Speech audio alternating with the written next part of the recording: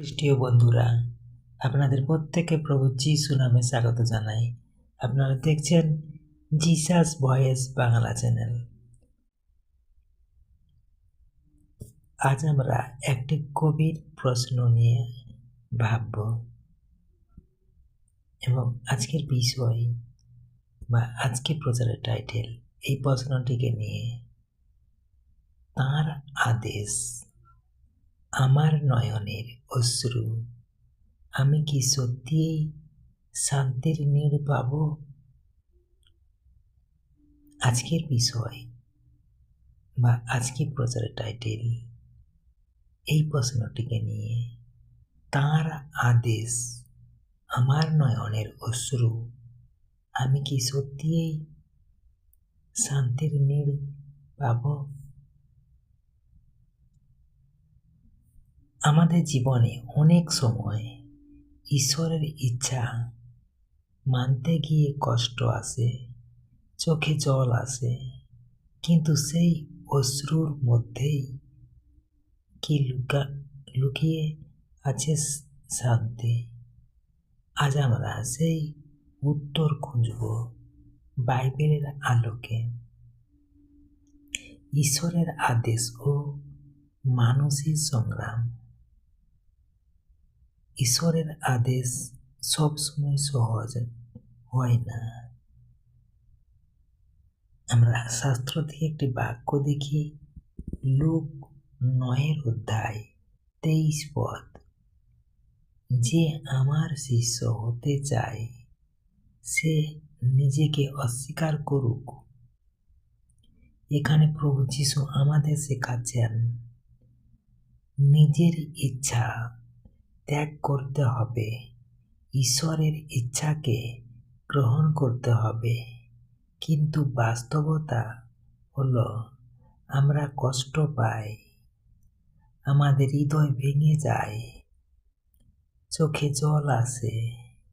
এই অশ্রু দুর্বলতা নয়, এটি আত্মসমর্পণের চিহ্ন। আমরা 2 নম্বর পাঠ দেখব এখন, অশ্রুর আধ্যাত্মিক অর্থ। শাস্ত্র থেকে একটি বাক্য দেখি, বাক্যটি নেওয়া হয়েছে গীত সংহিতা 56:8। তুমি আমার অশ্রু তোমার পাত্রে রেখেছ। এর মানে কি? ঈশ্বর আমাদের প্রতিটি কান্না দেখেন, প্রতিটি ব্যথা তার কাছে মূল্যবান। আমরা যখন ঈশ্বরের আদেশ মানতে গিয়ে কাঁদি, সেটা ব্যর্থতা নয়, সেটা ঈশ্বরের কাছে উৎসর্গ। অশ্রু আত্মার ভাষা। আমরা 3 নম্বর পাঠ দেখি এখন, শান্তির নীড় কোথায়? শাস্ত্র থেকে একটি বাক্য দেখি, যোহন 14:17। আমি তোমাদের শান্তি দিয়ে যাচ্ছি। এই শান্তি পৃথিবীর শান্তি নয়, এটি হৃদয়ের গভীর শান্তি। প্রশ্ন, কেন আমরা শান্তি পাই না?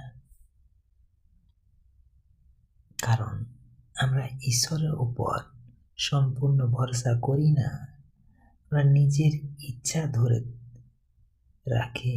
কিন্তু যখন আমরা বলি, হে প্রভু তোমার ইচ্ছাই হোক, তখনই শুরু হয় সত্যিকারের শান্তি। আমরা 4 নম্বর পাঠ এখন দেখব, প্রভু যিশুর উদাহরণ। শাস্ত্র থেকে একটি বাক্য দেখি, বাক্যটি নেওয়া হয়েছে 26:39।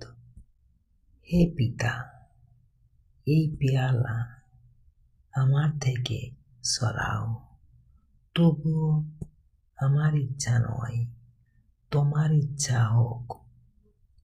প্রভু যিশুও কষ্ট পেয়েছিলেন, তিনিও কেঁদেছিলেন, কিন্তু তিনি কি করলেন? নিজের ইচ্ছা ত্যাগ করলেন, ঈশ্বরের পরিকল্পনায় নিজেকে দিলেন। ফলাফল ক্রুশের কষ্ট, কিন্তু পরে মহিমা ও পুনরুত্থান। এখানে আমরা শিক্ষা পাই, আমাদের অশ্রু পরেও আছে আশীর্বাদ।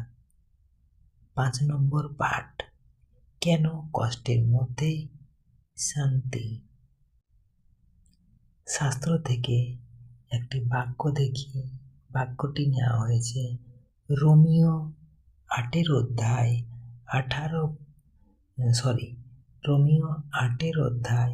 28 পদ। সব কিছু মিলে ঈশ্বরের প্রেমিকদের মঙ্গলের জন্য কাজ করে। কখনো কখনো ঈশ্বর আমাদের ভেঙে দেন, যাতে তিনি আমাদের নতুন করে গড়তে পারেন। অশ্রু প্রস্তুতি, কষ্ট রূপান্তর। আমরা এখন 6 নম্বর পাঠ দেখব, শান্তির নীড় পাওয়ার পথ। ঈশ্বরের উপর সম্পূর্ণ ভরসা, প্রার্থনায় স্থির থাকা, নিজের ইচ্ছা ত্যাগ করা, কষ্টের মধ্যেও ধৈর্য রাখা।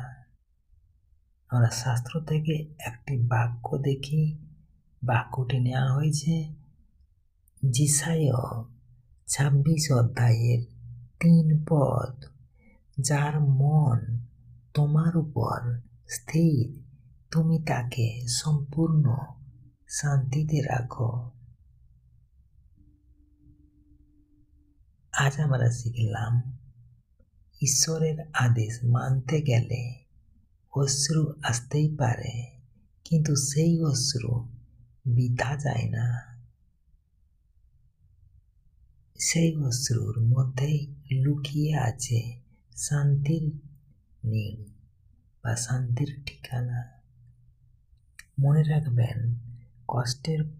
কষ্টের পথই অনেক সময় শান্তির দরজা খুলে দেয়। চলুন আমরা সবাই মিলে এখন প্রভুর সাথে সহভাগিতা করি আজকের বিষয় নিয়ে। প্রার্থনা। হে স্বর্গীয় পিতা, আজ আমরা তোমার সামনে বিনম্র হৃদয়ে উপস্থিত হয়েছি। প্রভু, অনেক সময় তোমার আদেশ মানতে গিয়ে আমাদের হৃদয় ভেঙে যায়, আমাদের চোখে অশ্রু আসে, কিন্তু আজ আমরা বুঝতে পারছি আমাদের সেই অশ্রু তুমি দেখেছ, তুমি তা অমূল্য বলে গণ্য করছ। হে প্রভু, আমাদের শক্তি দাও, যেন আমরা বলি, আমার ইচ্ছা নয়, তোমার ইচ্ছাই হোক। আমাদের হৃদয়ে তোমার শান্তি দাও, যে শান্তি পৃথিবী দিতে পারে না। আমাদের বিশ্বাস বাড়াও, আমাদের ধৈর্য দাও, আমাদের তোমার পথে স্থির রাখো। যারা আজ কষ্টে আছে, তাদের জীবনে তোমার সান্ত্বনা প্রবাহিত হোক। আমাদের প্রত্যেককে তোমার শান্তির নীড়ে আশ্রয় দাও। এই প্রার্থনা আমরা করি আমাদের প্রভু যীশু খ্রিস্টের নামে।